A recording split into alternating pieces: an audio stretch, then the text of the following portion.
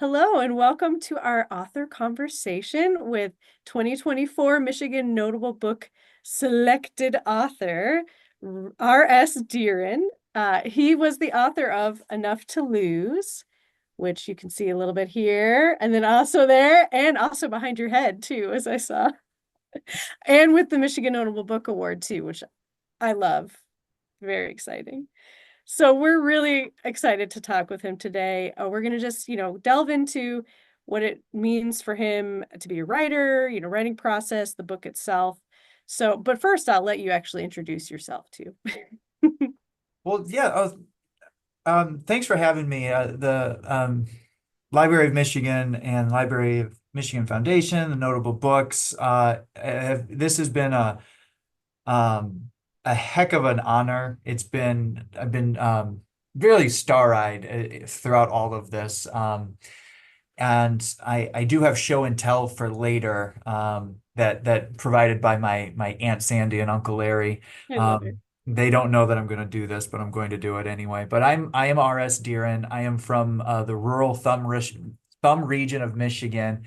I'm from outside of Cairo, Michigan. I was actually born in Bad Axe, up in Huron County, but I was raised outside of Cairo. Went to Cairo schools, so right there.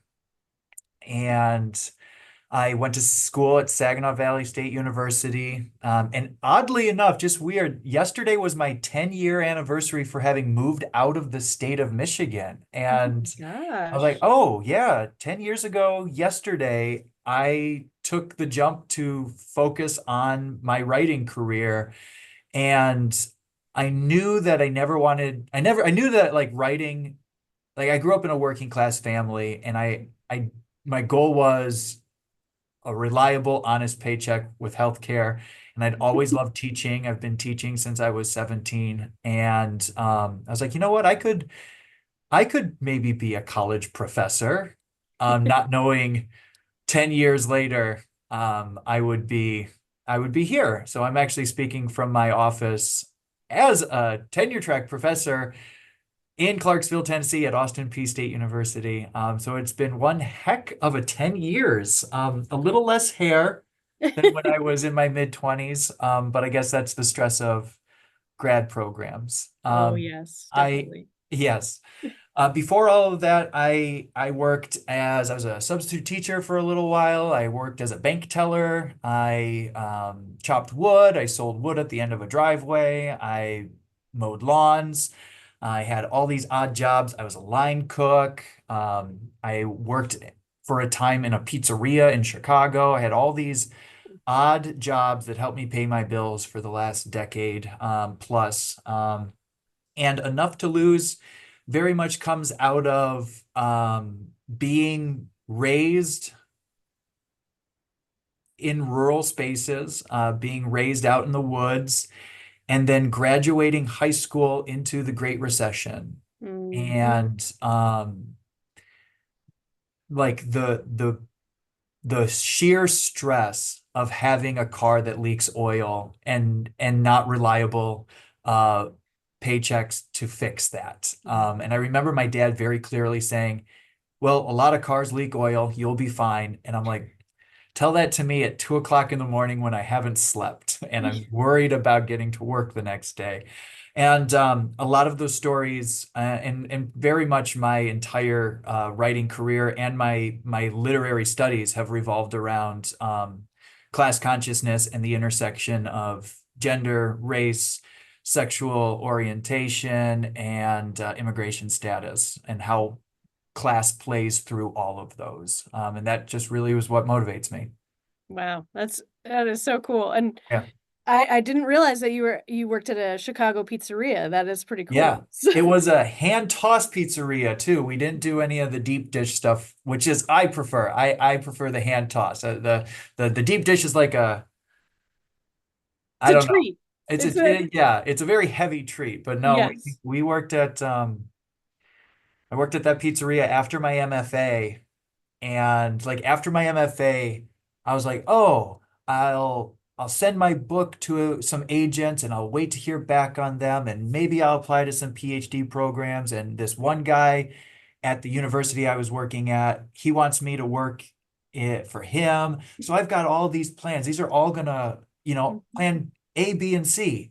And then A, B, and C failed and didn't go through. And I was like, oh, I don't know what I'm I don't going have to a D. do. I don't have a plan D. And plan D turned into pizzeria ad on Craigslist. And I walked in and I got the job. Nice. Oh my gosh, I love it. Yeah. Well, I mean, frankly, I love hearing your background and it's even as you were talking about different odd jobs you did, I'm like, that went into this story. Oh, that went into Yeah. that story. Yeah. So Yeah. I love to see, kind of peek behind the curtain of how your own experiences, you know, Yeah. affected your book and affects your writing. And this is kind of our first really big question is what is the first memory you have that compelled you to write? So what kind of caused you to be a writer? Um, Oh, I was read to a lot. I was raised in the Cairo Area District Library there in Cairo, Michigan. So we lived way out of town. And my mom would work until like 4 or 4:30 and class would get out just after 3. So my sister and I would walk to the Cairo library and we'd spend a few hours there every day. Before that, my mom and dad read to me. So my dad would tell these stories, and if he ever watches this, which he's pretty good at watching these things, he's semi-retired now. So hi, Dad. He would, and my sister will corroborate this. He would make up these impromptu stories about Yogi Bear and the Ranger and oh, what's the tiny bear? Yogi Bear, whatever. But he would do Boo the boo. voice. Yeah, Boo Hey, Boo. boo Yeah. boo. Yeah. Hey, and so I can hear my dad. He would do all the voices and he would just come up with these stories. And I was like, that's hilarious. And I'm sure he remembers that right now. And so I guess he was a storyteller as well. My mom is the one who taught me how to talk, and she's always got a story. So I think it was storytellers. And my sister wrote for years throughout middle school and high school. I had very bad penmanship, and I Mm. never really learned how to type because I didn't pay attention in my typing classes. So I was like, man, I'm I don't want to spend all that time writing. And then it kind of took over. What really got me to write, in 8th grade, we were tasked with a hero, like Mhm. who is your hero? And I wrote something about that. And in 4th grade, we had a young writers um, festival. And I guess this isn't part of show and tell, but it's going to be part of show and tell now. Yes, do it. I love show and tell. Um, so we had this event called Young Writers, and I wrote the Dragon Slayer, Yes. and this won the 1997 Illustration Award at Macomb. So I wrote this 17 or 18 sentence story about this boy running away from a dragon until he found a knight to, and then I wrote a couple more of those. So like every year, um, my teachers, Mrs. Lawrence, Mrs. Shea, Mrs. Finkbeiner, all those teachers provided these little books that they were blank and we could write in them. Love it. So I did that. And then the easy answer in college was to impress a girl. I love that. That's so great. And hey, you started your short stories early. That's really what it Yeah, is. yeah. So I guess and this answer is a long answer, so I guess I'm always been a storyteller. I've always been a storyteller. I mean, fitting. Yeah. What are three words that describe you as a writing and why a writer and why? And I would say obviously storyteller is one of them we've just come across, but any others that you would contribute to that? I've had this question for a while, and I have no idea what the answers would be. I would say rambly. So like my drafts are always super long and they have to get really, really short. But I promise you, there will be an answer at the end of the ramble. Um, I I don't know. I don't know how to, I'm just looking at the back of the book. Let's see here. What do other people have to say? Compulsively readable. Mm, That's too kind. Thank you, that's Donald Quist. very true, though. And thank you. Um, Karen Tucker uses the word longing, and Mm, that kind of gave me a lot of pause, because it has been, I write about a place I don't live in anymore. And one of my friends here who has read the book said at some points, do you even like where you come from? And I was like, yeah, I do. I really think it's a great place to come from. But there are issues with it. And when I first moved from Michigan 10 years ago, I would write pure love stories to the thumb. hmm And now that it's been a little bit longer, it's like I can be a little bit more critical. hmm So the longing is still there. Like I'll be up there in October and November. I'll get some mm, hunting in. I'll be out in the woods. yes. But I know that it's not where I'm at right now. So I Mm, guess there's some longing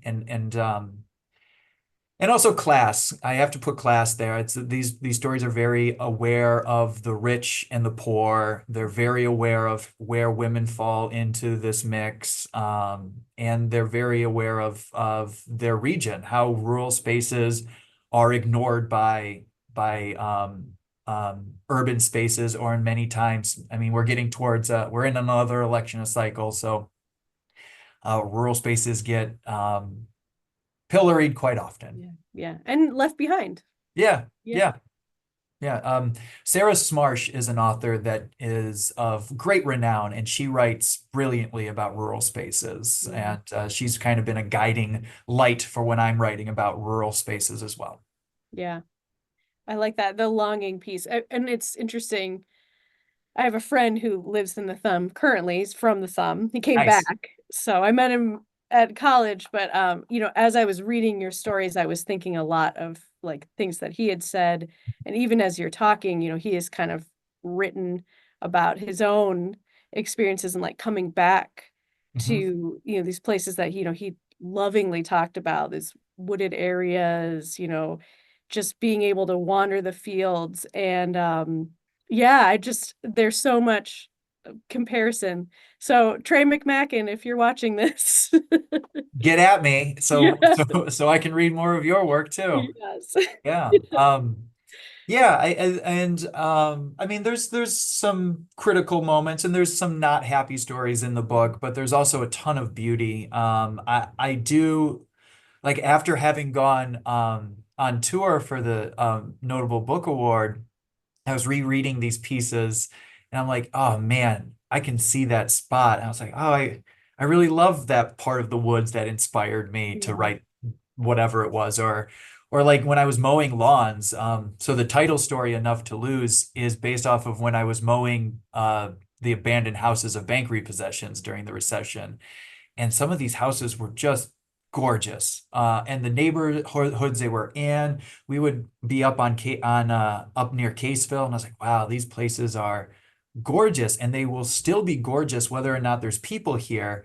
So it's kind of sad that it's abandoned right now, but it's still a gorgeous spot. Mhm. So, Yeah, it it was interesting. When you were talking about the mowing lawn, I was like, oh, that went into Enough to oh yeah, Lose, and oh yeah, yeah. and especially someone who I graduated college in 2008. So I was like reading this, and I'm like, yep, Oh yeah. yeah, same sort of like just people losing their jobs, evictions, losing homes, and just yeah, very And interesting. in of course at that time too, like you've got a college degree now, and Mhm. you're, I graduated in 2012, and our generation was like, get a degree and you will be fine. Yeah. And it wasn't. It wasn't. It wasn't. It was. And they did a great job of blaming the individual. Why Mhm. would you take out that mortgage if you knew you couldn't pay for it? Why would you do this? And we're seeing that now with student loans. Why would you take out this loan? Why would you believe an What we entire told you. yeah, why would you believe what we told you, you fool? Exactly. How dare you, you silly, silly fool. But yeah, and I would mow these lawns and I would think this was a this was an attack. This was Hmm. a planned and coordinated attack across the country. And movies like The Big Short came out that showed, Yeah. yeah, yes, it was. And and I was actually, as you were talking, I was like thinking of The Big Short. Yeah. yeah, Yeah. it was a planned attack on everyday Americans. Mm. And that's a huge inspiration for this book too. I mean, there's some sad parts of this book, but that's a sad reality of this Mhm. country where it's like that's just it. We can Yeah. edit out this rambling part right now. No, no, that's the rambling part is the interesting part, right? So we're getting the conversation. Yeah. And I guess this actually plays into a little bit of our next question, though, is what inspired you to write this book? You're talking a little bit about Yeah. how, everyday Americans, how rural Americans, there's just been this, you like you said, ignored, right? Yeah. Overlooked.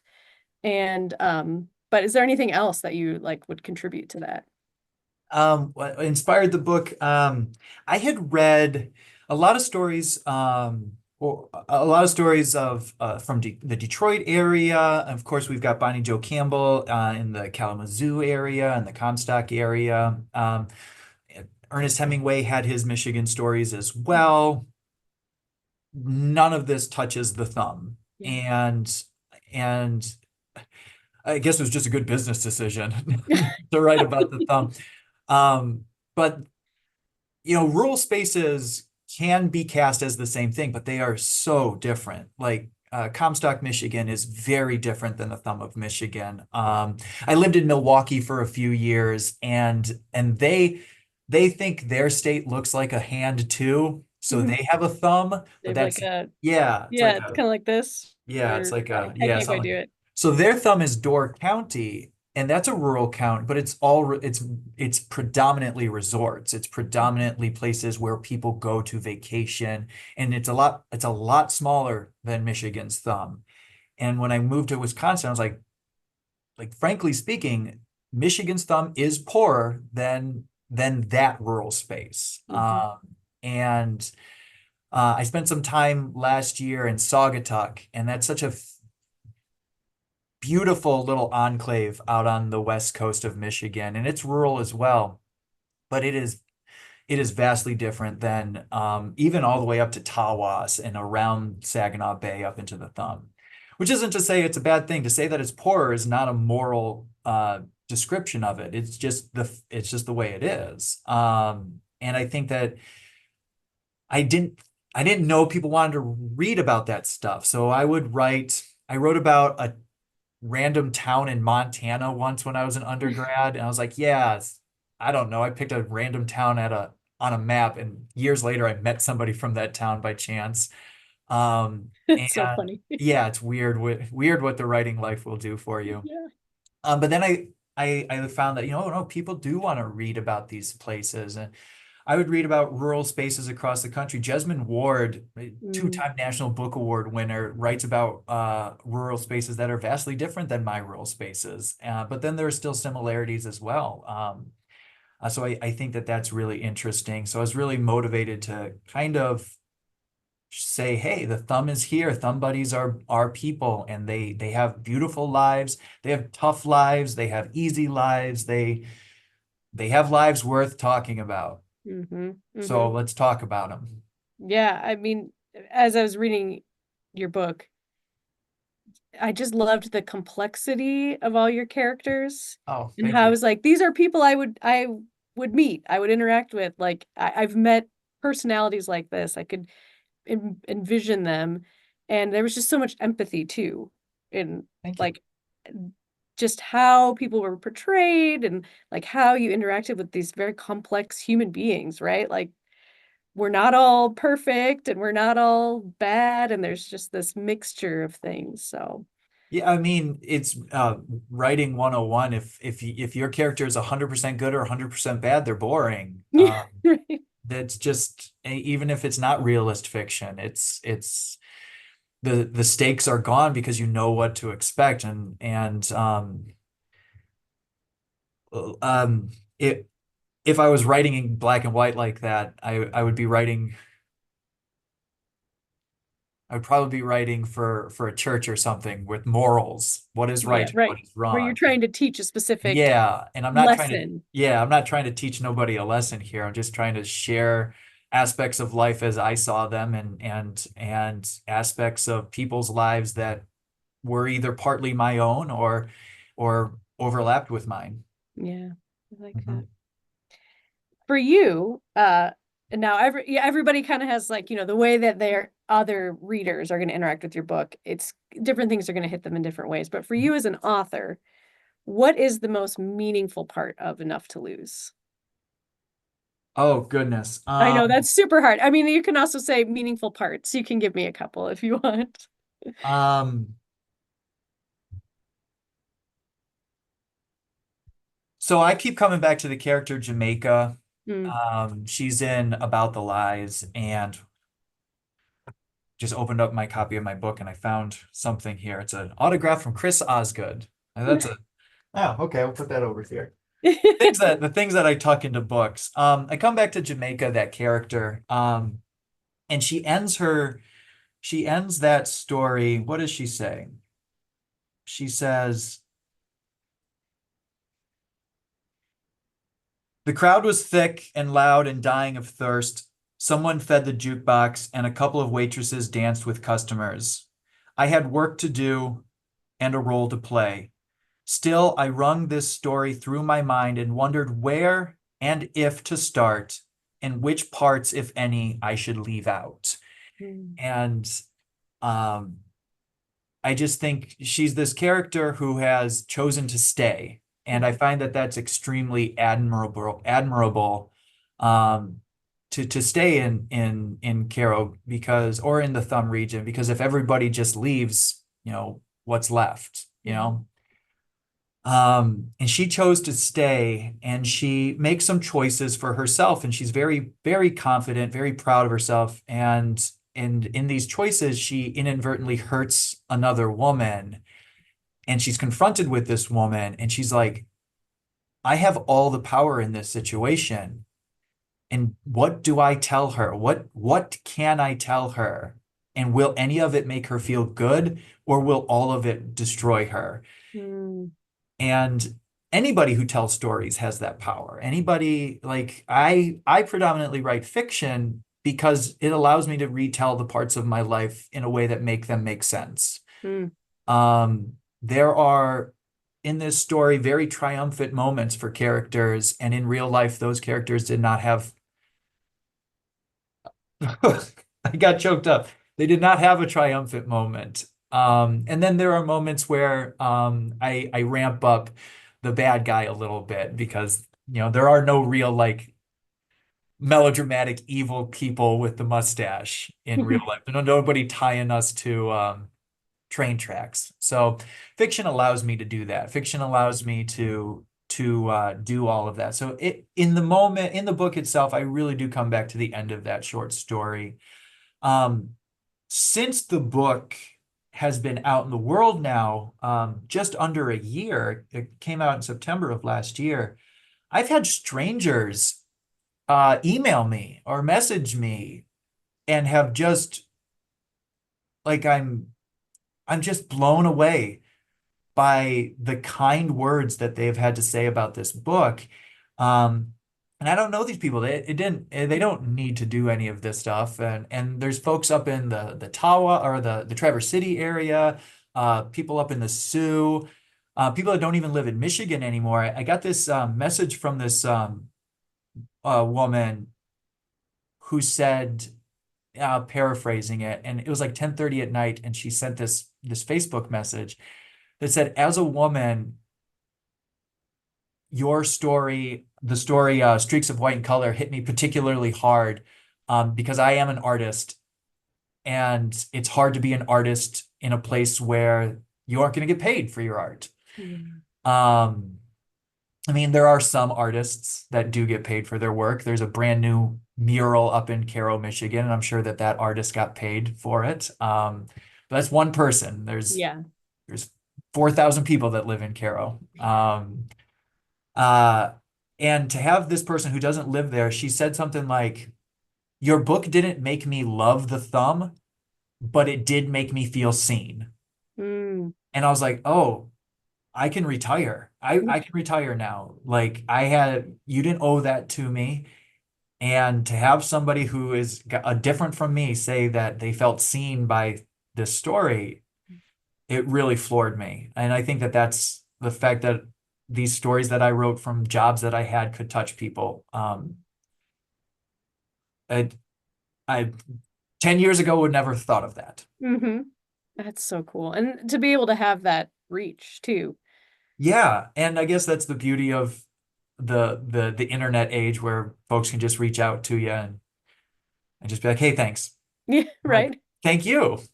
I didn't I'm expect people to read this. more happy that you read it and got Right. in touch with me. Right. Yeah.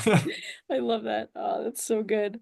I mean, and that makes sense, just kind of how seeing how it really in real life impacts different readers. That would Yeah. mean, Yeah. I I mean, mean, that's the speaking joy of, of reading. oh yeah. And speaking of those readers, what would you want your readers to take away from this reading Enough to Lose?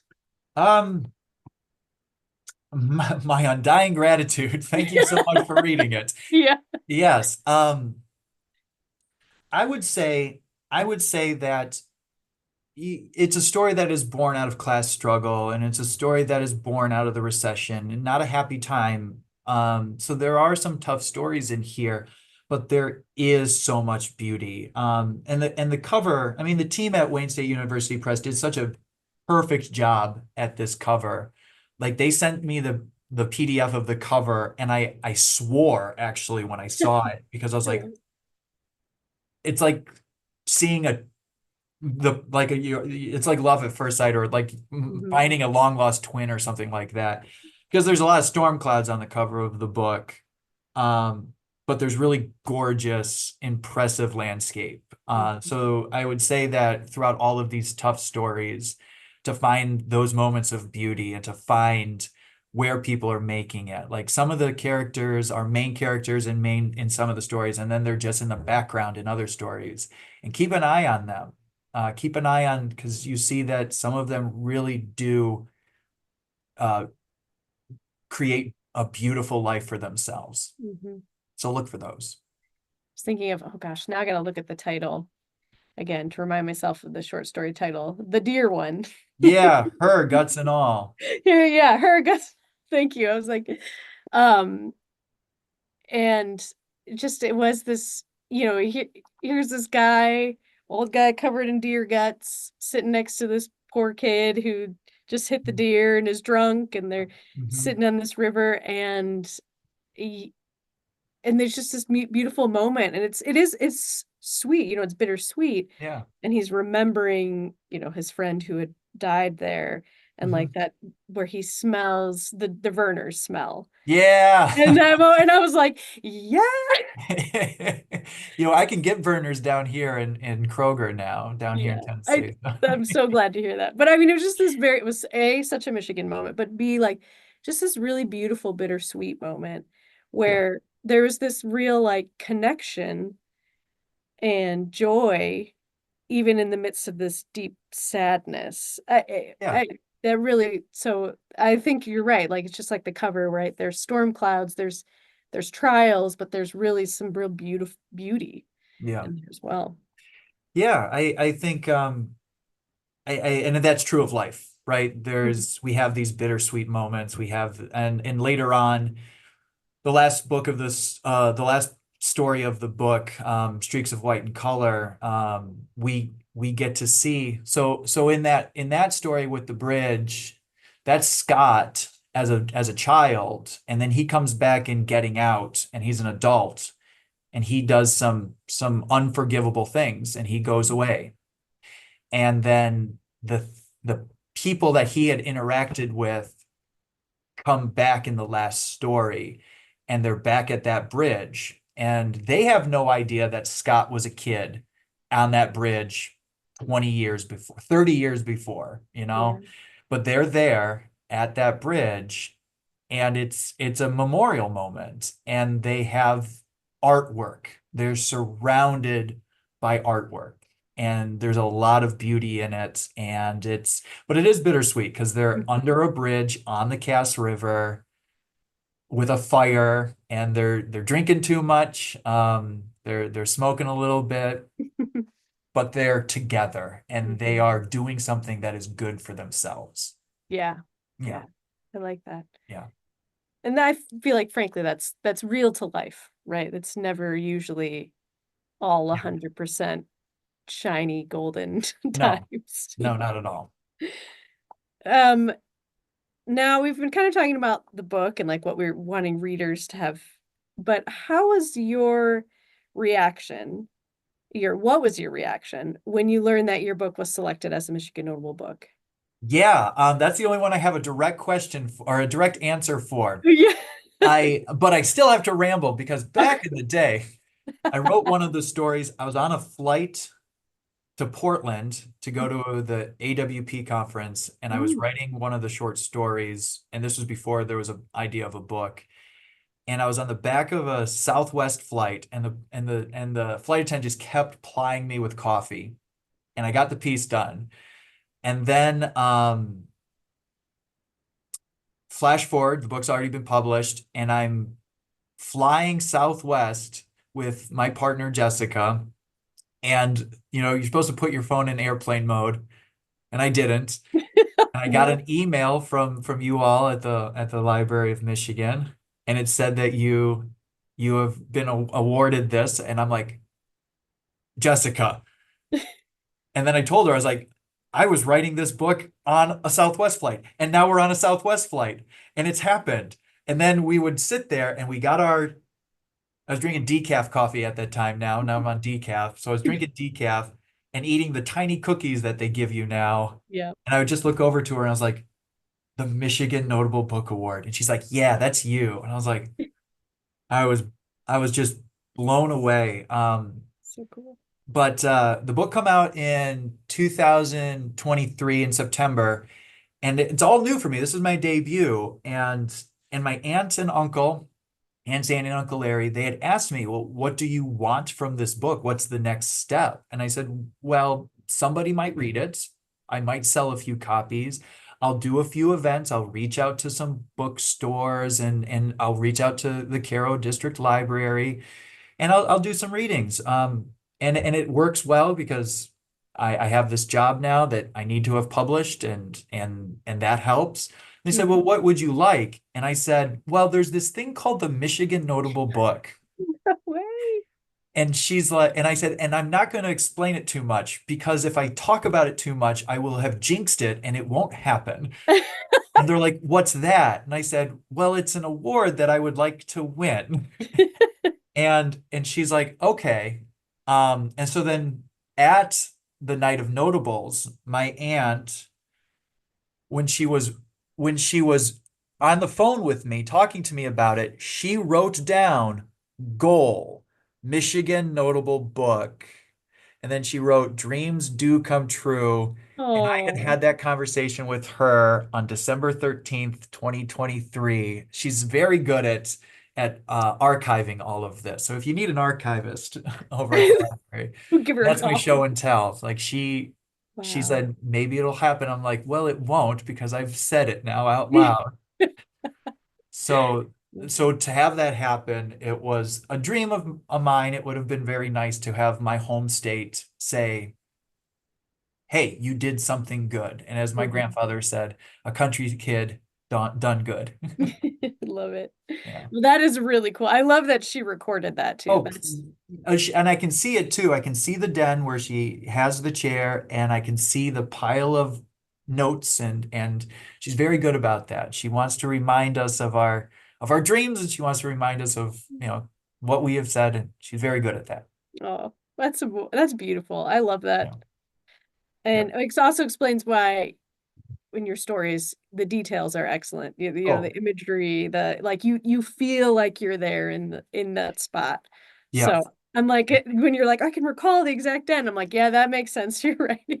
Yeah, well, yeah, I guess I try to tell my students that. So if any of my students end up watching this, you won't get extra credit for watching this. Also, I won't advertise that I've done this. That's Because all right. We'll put it out on yeah, social yeah. media. You know, it'll make it I don't fun. want my students, yeah, but if I tell my students anything, it's like the details are your bread and butter. Like no story is an original story. That's how we evolved as a species, is storytelling. So you aren't going to tell an original story, but you're going to have original characters and you're going to have these unique details. You're going to have the smell of Werner's vomit mixed with pond scum.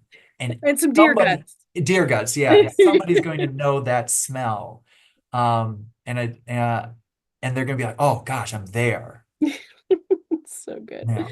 I love it. Well, and I guess did you tell your aunt right away that you were the one that you got a Michigan notable book, or was that like, Oh yeah, yeah. I was gonna Actually, say, now that I think about it, she picked me up from the airport. Jessica and I, my partner, we yeah. landed at Detroit Metro, and they live in Allen Park. So I was like, "Hey, could you come get us from the airport?" They picked us up, and we were driving back to Allen Park. I was like, "So, by the way," I love that. I was like, I really hope that she was one of the early ones to find out. So yeah, I'm glad it worked out that way. yeah. It's usually mom and dad, aunt and Mhm, uncle, my sister, my partner Jessica, of course, because she's here, grandma and grandpa, mhm, and And then I've got a friend, my buddy Mike in Chicago, so he gets to mhm. know about that stuff too. I Hi, love Mike. it. We're just giving shout outs to everybody. And this, It's a book does not get written by one person. A book is a community event for sure. hmm. Yeah. Oh my goodness. Well, speaking of books, now, as like all authors, I'm sure you're probably a reader as well. Never done it before in my life. Nope, never. Oh yeah. Let's see here. What books are you currently reading that are really you're really enjoying, you really want to share? Um, where is it? Okay. I can't talk enough about this book. It just debuted yesterday. Oh my God. It just come out yesterday from Tin House, and it is Kenzie Allen's debut poetry collection, Cloud Missives. Yes. I was lucky enough to get an arc for it, and I interviewed her for the Chicago Review of Books. But take it from the fiction writer, these poems are amazing. I'm lucky enough to be teaching Intro to Creative Writing this semester, which means I get to teach poetry, which means my students get to read these poems. Very Um, cool. this book is fantastic. I am also rereading The All-American by Joe Milan Jr. I assigned this for a novel writing class that I teach because it just follows a hero story quite well. And he's also just a cool guy.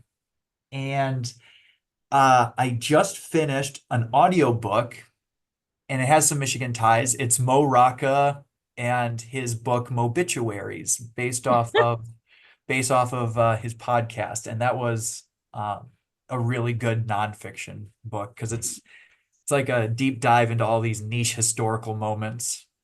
I I love love that it. book. I was saying, I'm like, that's right up my alley, Oh especially yeah. working in a special collections library, Oh, his lots of yeah, it's a weird podcast. I think it's got dozens of episodes. So Mobituaries, it's a lot of fun. obituaries. Yeah. Oh, check And it of course it's him and he's a goofus. So he's got a good humor to it. It's also humor's always good, right? Yep. Well, I mean, it was a real delight talking with you, and I, I wish we could spend another hour Oh just yeah. talking about books and writing, I've got a and semester schedule to plan though and right, don't worry about that. Yeah, is starting for you, so Tuesday. Yeah. ooh, wow. Six Well, days. best of luck. Hey, thanks so much. This has just been awesome. And um insert brilliant advice here. I love it. Well, we've been really enjoyed talking with you, and I look forward to future things that you publish, but no pressure. Take your time, you know. Well, I got that beautiful Facebook message and I said I can retire now. So You're like, "Ah, I'm um, done. I don't right off to the sunset. It ain't gonna get better than this. I love it. And if it doesn't get better than this, then this is still as brilliant, you know? I love it. Hey, That's all you need, right? Yeah. Well, thank you so much. And thanks everybody else. So Yeah, you're welcome. And we'll, keep our eye out for you in the future and best of luck. thank you so much. Thank you.